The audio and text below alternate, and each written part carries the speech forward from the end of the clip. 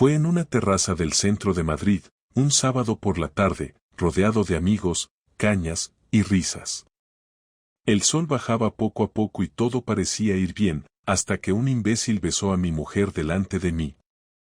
No fue un beso largo, ni apasionado. Fue un beso rápido, uno de esos que en teoría son de amigos. Un pico. Pero no me jodas, ¿qué clase de amigo besa así a una mujer casada con su marido a 1 metro de distancia? Lo peor no fue el beso. Lo peor fue la reacción de Laura, mi mujer. No se apartó. No se rió. No lo empujó. Solo sonrió y bajó la mirada, como si fuera una cría que acaba de hacer algo prohibido y está esperando a que nadie lo haya notado. Pero yo sí lo noté. Lo vi todo. Éramos 6 en la mesa. Algunos ni se dieron cuenta. Otros fingieron no verlo. El tipo, un tal Sergio, compañero de trabajo, según ella, siguió como si nada. Se levantó para pedir otra ronda y le tocó el hombro con una familiaridad que solo se consigue follando o queriendo follar.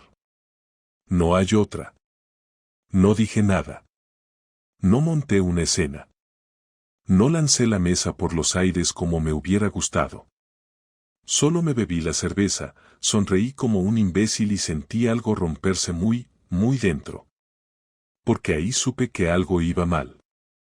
Que muy mal. Y que si quería saber la verdad, tenía que jugar bien mis cartas. No se lo conté a nadie. No a mis padres. No a mis amigos. Ni siquiera a ella. Pero esa noche, mientras ella dormía plácidamente a mi lado como si nada hubiera pasado, yo ya estaba tramando cómo descubrir la verdad. Y no tenía ni puta idea de hasta dónde me iba a llevar todo esto. El domingo fue un día extraño. Laura actuaba como si el episodio del beso no hubiera pasado, como si nada hubiera sido raro o fuera de lugar.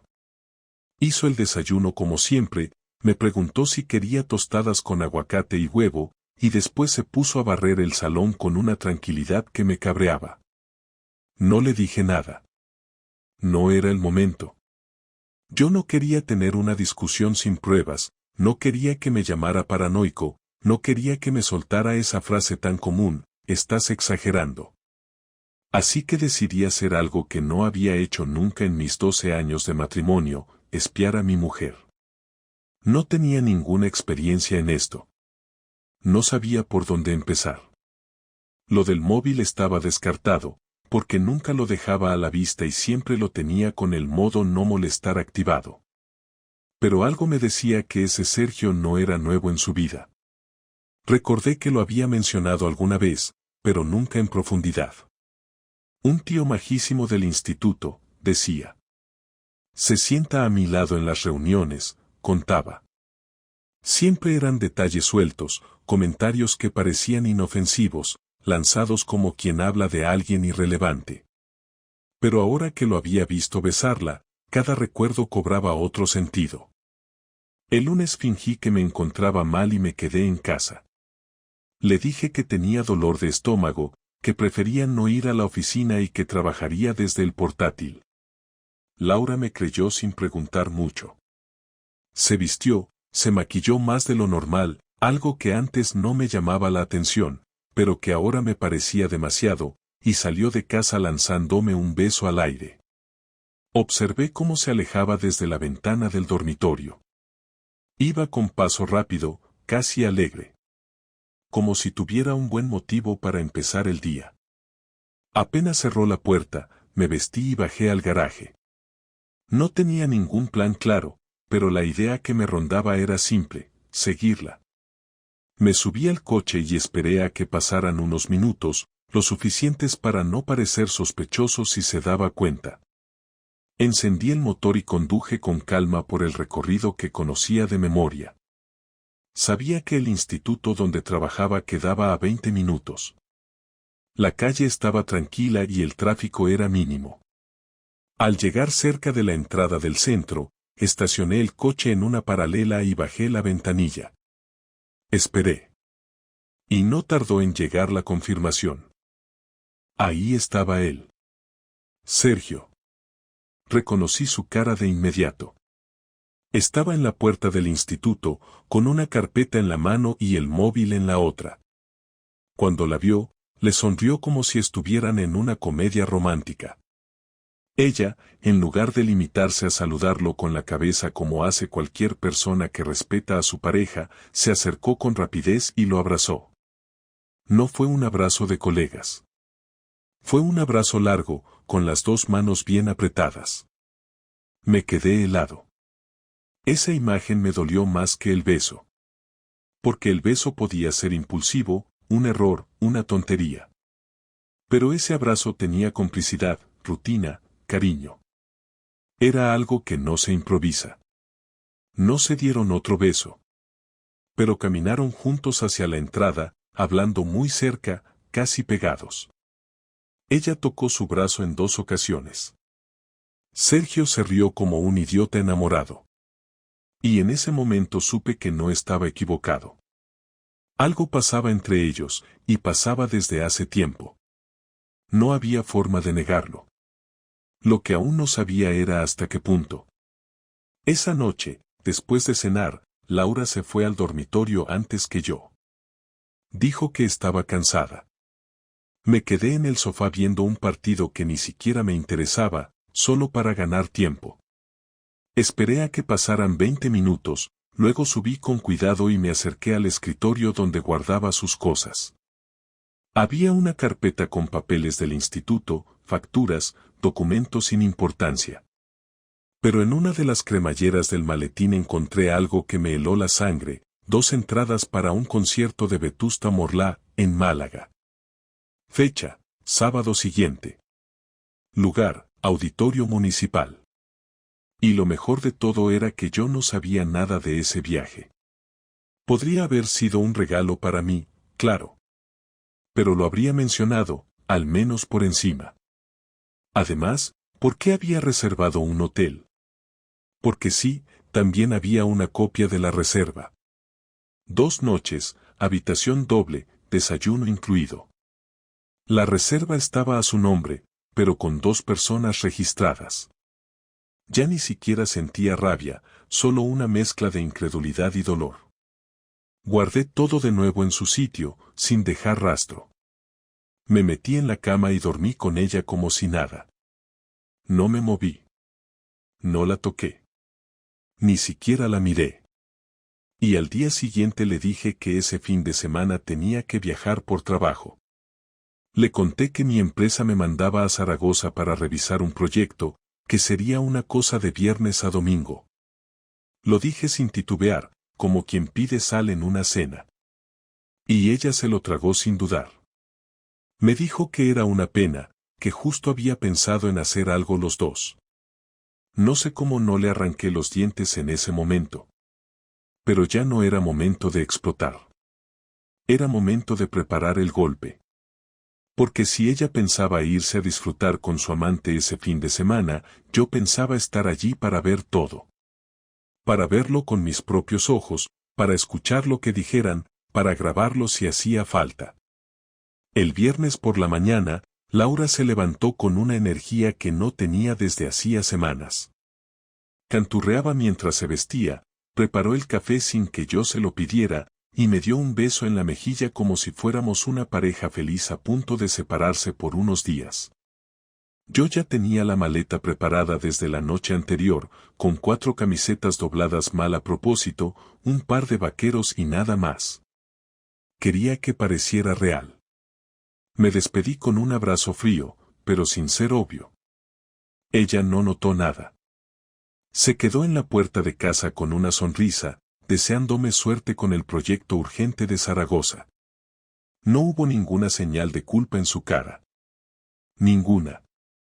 Fui directo a la estación de Atocha y cogí el AVE a Málaga. El concierto era el sábado por la noche, así que tenía margen para organizar todo. Mi plan era simple, seguirla, confirmar todo y grabar lo necesario. Me hospedé en un hotel a 2 manzanas del suyo, en una habitación barata pero con buena vista al vestíbulo de su hotel. Sabía que no podía permitirme errores. Cualquier cosa que hiciera debía tener sentido si las cosas llegaban a los tribunales. El sábado a las 9 de la mañana, tomé café en una terraza desde donde se veía la entrada del Hotel Alameda. A las 10:15 exactas, un taxi se detuvo y Laura bajó. Iba sola, con una maleta pequeña. Minutos después, Sergio apareció por la misma puerta. No llevaban prisa, se saludaron con un beso más largo de lo normal, uno de esos que no necesita explicación. Entraron al hotel de la mano, como dos adolescentes. El tipo llevaba una mochila, el pelo mojado y una camiseta ajustada que probablemente pensaba que lo hacía atractivo. Ella llevaba un vestido azul que le gustaba usar cuando quería sentirse guapa. Lo reconocí enseguida. Lo había comprado en las rebajas del año pasado, según ella para una cena de fin de curso. Al parecer, lo guardaba para otros fines. Esperé media hora antes de entrar en el vestíbulo fingiendo que buscaba a alguien. No fue difícil acercarme al mostrador mientras miraba a los lados. Alcancé a ver sus nombres en la hoja de registro que una empleada acababa de guardar en una carpeta. Sergio Romero y Laura Galván, habitación 406. No lo podía creer. Ni siquiera se habían molestado en usar nombres falsos. O estaban muy seguros de que nadie los descubriría o simplemente no les importaba ya. Durante el resto del día me quedé en las cercanías, cambiando de sitio cada pocas horas, comiendo cualquier cosa sin sabor, esperando el momento del concierto. A las 7 de la tarde salieron del hotel cogidos del brazo. Parecían una pareja establecida, no dos personas escondiéndose de un esposo traicionado. Lo seguí hasta el auditorio, grabando con mi móvil en el bolsillo de la chaqueta. No dije nada. No hice ningún movimiento. Solo documenté.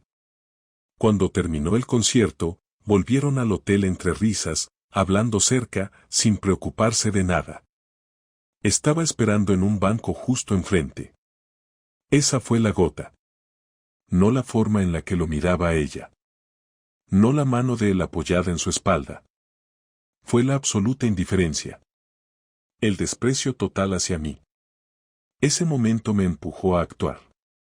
Subí a mi habitación, respiré hondo, abrí mi mochila y saqué lo que había preparado la noche anterior, una carpeta con capturas, fotos y una carta escrita a mano. No era poesía. No era un drama. Solo era la verdad. Con fechas, con datos, con cada detalle. Bajé, salí del hotel y caminé con paso firme hacia el Hotel Alameda. En recepción pedí subir un documento importante para la señora Galván, diciendo que era de parte de su empresa. La recepcionista dudó al principio, pero aceptó después de ver que no pedía entrar a la habitación, solo entregar un sobre. Lo colocó en la bandeja junto a las llaves y dijo que se lo entregaría en cuanto bajaran. Volví a mi hotel y esperé. Tardaron 40 minutos en aparecer. Sergio bajó primero, con el sobre en la mano y la cara desencajada. Laura salió detrás, más pálida que nunca. Lo primero que hizo fue mirar alrededor, como si esperara encontrarme allí mismo. No me vio. Yo estaba en la recepción de mi hotel, al otro lado de la calle, observando todo por la cámara de seguridad interna que daba justo a la entrada del edificio de enfrente. Me había ganado la confianza del recepcionista a base de charlas aburridas desde el día anterior. Esa era mi venganza. Silenciosa. Precisa. Humillante. Sergio salió del hotel y se fue solo, caminando rápido, con la cabeza baja. No sé a dónde fue. No me importó. Laura volvió a subir después de unos minutos de espera inútil. Imaginé su cabeza girando sin control, intentando entender qué había pasado, cuánto sabía yo, cómo lo sabía, y si era posible salvar algo. Yo ya no tenía interés en sus respuestas. Ni en sus lágrimas. Ni en sus explicaciones. Esa noche dormí como hacía meses no lo hacía. No soñé con ella. No sentí culpa. Solo una sensación nueva, fría y firme, había recuperado el control. Volví a Madrid el domingo por la noche.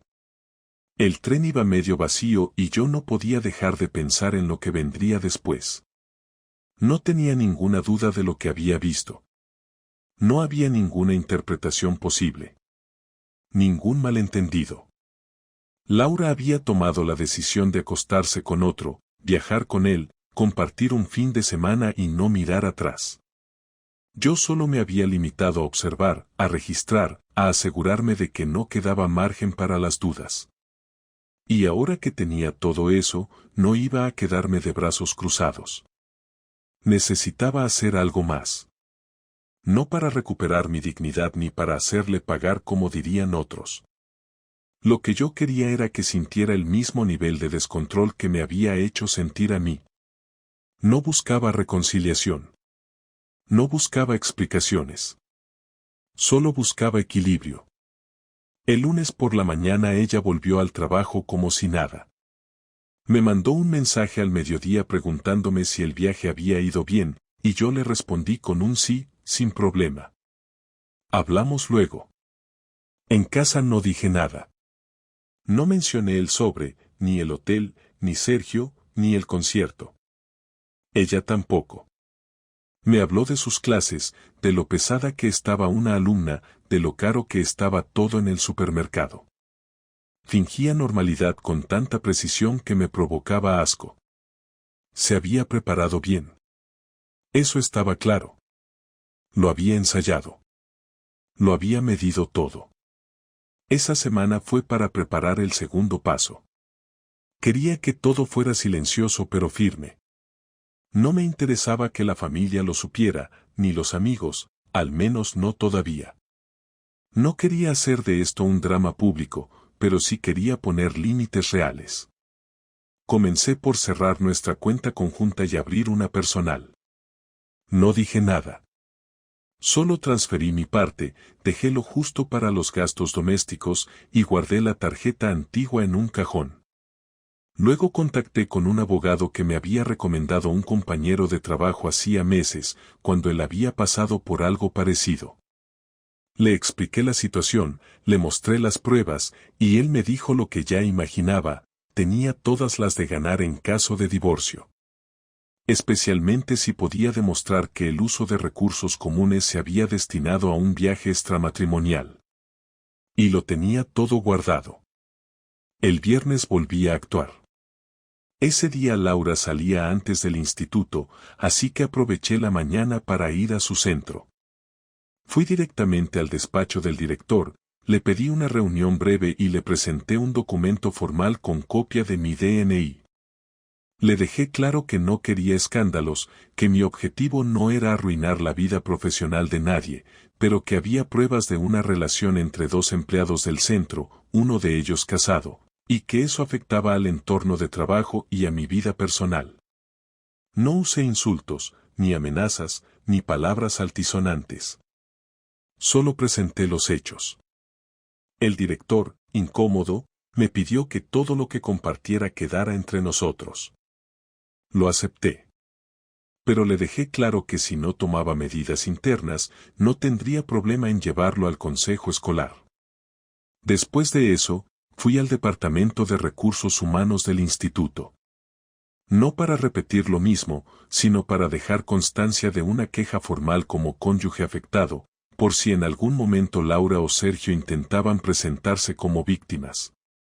Tenía que cubrirme bien. No era una pelea de pareja, era un acto premeditado, sostenido en el tiempo, con recursos compartidos. Quería dejar un rastro limpio y claro. Pero el verdadero golpe lo reservé para el sábado. Ese día celebrábamos el cumpleaños de mi padre. Iba a ser una comida familiar, como todos los años. Mis padres, mi hermana, sus hijos, los tíos. Nada nuevo. Laura venía todos los años. Sabía que esa vez también vendría. Pero esa mañana, antes de que ella se levantara, mandé un correo desde una cuenta nueva, anónima, a toda su familia, madre, padre, hermanos, primos cercanos. Solo adjunté el sobre escaneado con las fotos del hotel, el registro de la habitación y un mensaje corto. Esto es lo que hace Laura Galván cuando dice que está de viaje con su marido. Que os aproveche la comida de familia. No esperaba que todos lo leyeran antes de la reunión, pero bastaba con que 2 o 3 lo hicieran. Ella se vistió como siempre para ir a casa de mis padres. Se maquilló, se puso el mismo perfume de siempre. Me preguntó si llevaba el vino y yo le dije que sí, que estaba en el coche. Subimos juntos. Parecíamos una pareja como cualquier otra. Pero al llegar al salón y ver la cara de mi hermana, supe que el mensaje había llegado. La comida fue incómoda. No hubo ninguna explosión. Nadie gritó. Nadie tiró platos. Pero los saludos fueron fríos. Las miradas eran cortas. Los silencios, eternos. Laura no entendía nada. Me miraba de reojo, con la ceja levantada, buscando alguna señal. Pero yo comía tranquilo, con una sonrisa. Contestaba con educación. Nada más. Hasta que en mitad del postre, su cuñada soltó, sin más, qué pena lo de tu escapada romántica, ¿no? Tan mal gusto viajar con otro estando casada. Qué poco estilo. El silencio fue absoluto. Mi madre bajó la mirada. Mi padre se levantó de la mesa y fue a la cocina. Laura se quedó paralizada. Intentó hablar, pero solo dijo, ¿qué? Y nadie respondió.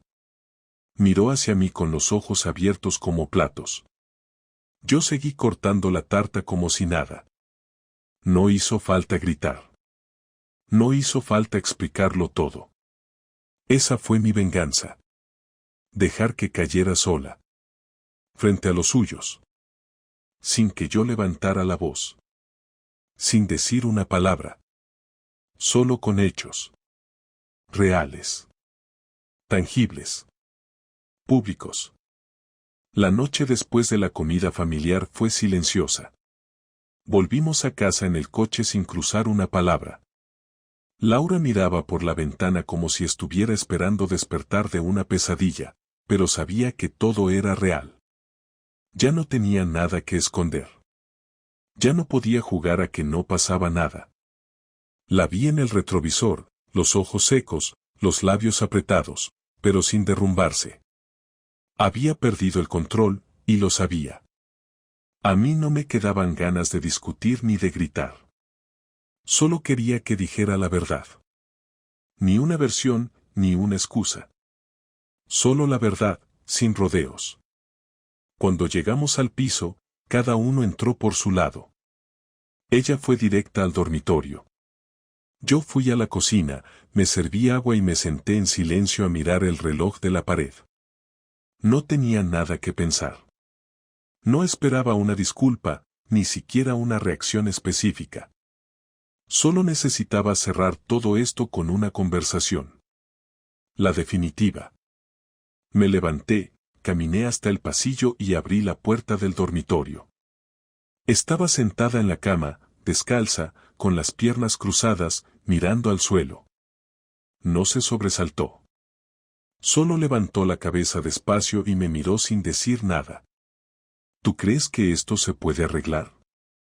Pregunté, sin levantar la voz. No lo sé, respondió ella, con un hilo de voz que apenas se oía. ¿Desde cuándo estás con ese tío? Desde hace 4 meses, contestó sin rodeos. ¿Te acostaste con él? Sí. Asentí con la cabeza, sin sorpresa. Era la confirmación oficial, pero ya lo había visto todo. No necesitaba que lo dijera, pero prefería escucharlo. Tenía que enfrentarlo todo con palabras reales, no solo imágenes. ¿Lo amas? No, dijo casi de inmediato. ¿Entonces por qué? Laura se frotó las manos, incómoda, como si buscara en su cuerpo una explicación que no podía dar. Tardó en contestar. Se tomó su tiempo. Porque me sentía invisible. Porque contigo todo era rutina. Porque necesitaba sentir que alguien me miraba como si valiera la pena. No fue planeado. Empezó con mensajes. Después cafés. Después. Ya sé cómo termina, interrumpí. No necesito los detalles. Lo que necesito saber es qué quieres ahora. Porque después de lo de hoy, no hay marcha atrás. Tus padres lo saben. Tu hermano. Mi familia. El instituto lo sabrá pronto, si no lo saben ya. No tienes espacio para la negación ni para el papel de víctima. Esto es lo que hay. No quiero perderlo todo, dijo al fin. Pero tampoco quiero seguir con esto como si nada. Ya no soy la misma, Dani. Tú tampoco. Yo sí soy el mismo, dije. El que trabajaba, el que estaba en casa, el que no mentía, el que no buscaba fuera lo que no faltaba dentro. Yo no cambié. Me quitaron lo que tenía sin preguntarme. ¿Y tú qué vas a hacer? ¿Quieres divorciarte? Sí. Laura no respondió. Solo bajó la cabeza. No lloró. No se arrodilló. No me rogó. Fue la primera vez en toda esta historia que pareció entender que ya no había salvación posible. Me senté al borde de la cama, lejos de ella. Voy a dejarte el piso, dije. No quiero quedarme aquí. Todo me huele a mentira. Me voy a mudar en cuanto firme el contrato de alquiler del otro sitio. Ya lo tengo apalabrado. No quiero nada de lo que compramos juntos. Solo quiero mis libros, mis herramientas y mi ordenador. No pienso pelear por el coche ni por la lavadora. Pero no voy a pagar ni un euro más de lo que me toque legalmente. Y te aviso, si sales a decir que esto fue una crisis o una separación amistosa, saco las fotos. Las fechas. Todo. No para destruirte, sino para que al menos una vez en tu vida asumas lo que hiciste. ¿Y Clara? Preguntó, por fin, con un tono distinto. Clara no va a saber nada de esto, por ahora. Solo le diremos que papá y mamá van a vivir en casas diferentes porque discutían mucho. Cuando sea mayor, si pregunta, le diré la verdad. Pero no pienso meter a nuestra hija en medio de este desastre. Laura se levantó y fue hacia la ventana. Se quedó ahí, de pie, como si esperara una solución mágica. Pero no la había. Todo estaba dicho. No esperaba que reaccionaras así, dijo al cabo de unos minutos. ¿Así cómo? Tan tranquilo. Tan calculador. Tan frío. No soy frío. Estoy roto. Pero eso no te da derecho a hacerme sentir que todo esto es culpa mía. Se dio la vuelta. Por un segundo pareció que iba a llorar. Pero se contuvo. ¿Hay alguien más? Preguntó, como si le preocupara eso ahora. No. Pero me lo estoy pensando. Ya no tengo que dar explicaciones, ¿no? No dijo nada más. Yo tampoco. Me levanté, salí del cuarto y empecé a hacer una lista mental de lo que tenía que empacar. A esas alturas, ya no era una casa. Era una sala de espera antes del fin. Al día siguiente me fui. No me despidió. Solo escuché la puerta del baño cerrarse cuando agarré las llaves. Me fui sin mirar atrás. Con eso, la historia ya no podía continuar como antes. Era otra etapa. Y ya no estábamos en ella juntos. Me mudé el martes a mediodía. El piso nuevo era más pequeño, en un tercero sin ascensor, con las paredes blancas y los muebles justos. No lo elegí porque me encantara, sino porque era lo que necesitaba. Algo sencillo, sin historia, sin rincones que me recordaran cosas que no quería revivir. Llevé todo en 2 viajes. No hubo mudanza oficial. No hubo ayuda de amigos. No quise que nadie participara en eso. Era mi mierda y me tocaba limpiarla a mí. Dejé en el otro piso una nota corta pegada en la nevera. Solo decía que ya no volvería y que no esperaba que me llamara. Lo escribí sin rabia. Solo con una claridad que no había sentido en mucho tiempo. Las primeras noches fueron extrañas. Me levantaba a media madrugada creyendo que alguien me llamaba desde otra habitación. Luego recordaba que ya no había nadie más. El silencio me pesaba a ratos, pero al menos era honesto. No tenía que fingir que todo iba bien. No tenía que sonreír durante una cena o hacer preguntas que no me interesaban. No tenía que tolerar el olor del perfume de otro en las sábanas de mi cama. Estaba solo, sí. Pero era una soledad limpia, sin mentiras. Eso ya era suficiente. Clara tardó 3 días en venir a ver el piso. Laura me había escrito para preguntarme si podía venir a dormir conmigo el fin de semana. Le dije que sí, pero que quería que fuera solo ella. Que no viniera con explicaciones o frases huecas. Quería pasar tiempo con mi hija, sin su madre intentando corregir una historia que ya no tenía arreglo. El sábado por la mañana la recogí en casa. Laura abrió la puerta sin decir nada. Clara salió con su mochila y me abrazó fuerte. Fue la primera vez en semanas que sentí algo de verdad.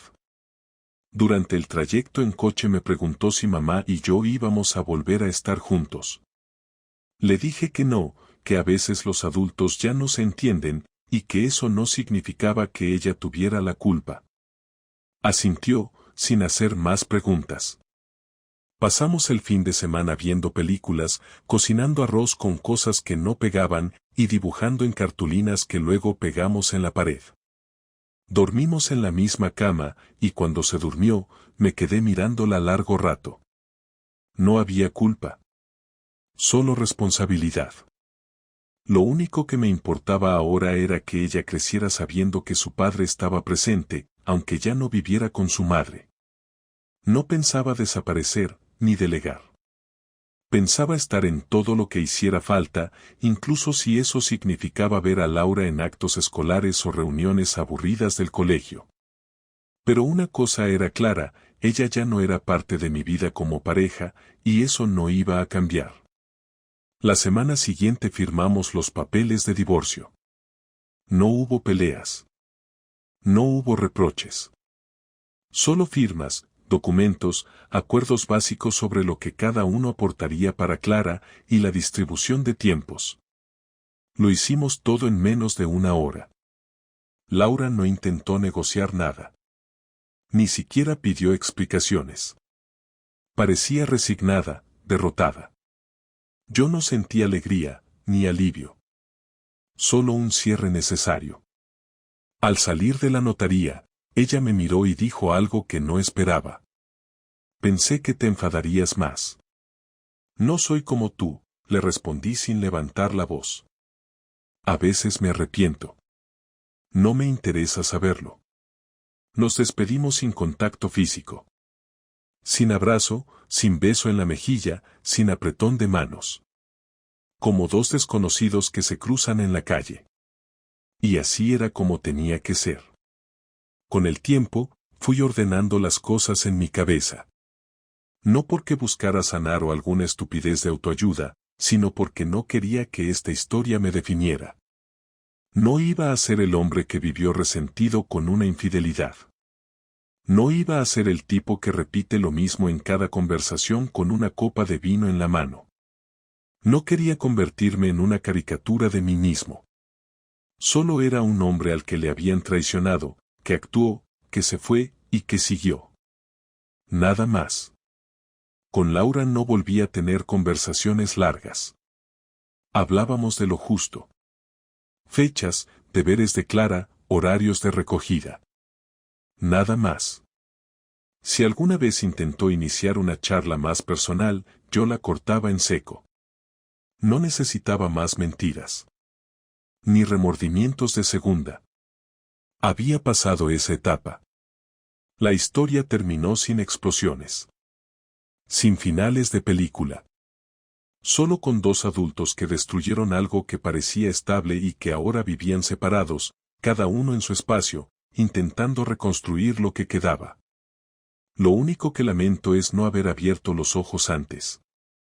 No haber cuestionado ciertas actitudes. Pero tampoco me torturo. Hay cosas que no se ven hasta que se rompen. Y cuando se rompen, no hay vuelta atrás. Lo que aprendí es simple, no se trata de controlar a nadie, ni de vigilar, ni de desconfiar por defecto. Se trata de estar atento a lo que ya no encaja. De no ignorar esa incomodidad que se instala poco a poco. De no justificar lo injustificable. Y de saber cuándo es momento de irse sin pedir permiso. Ahora, cuando alguien me pregunta por Laura, solo digo que ya no estamos juntos. Si insisten, cambio de tema. No porque me duela, sino porque ya no tiene importancia. Ella tomó sus decisiones. Yo tomé las mías. Y con eso basta. Lo que venga después ya será otra historia. Pero esta, la nuestra, terminó como debía. Sin escenas. Sin promesas. Solo con la verdad sobre la mesa. Y eso, al final, es lo único que me queda. Y lo único que necesitaba.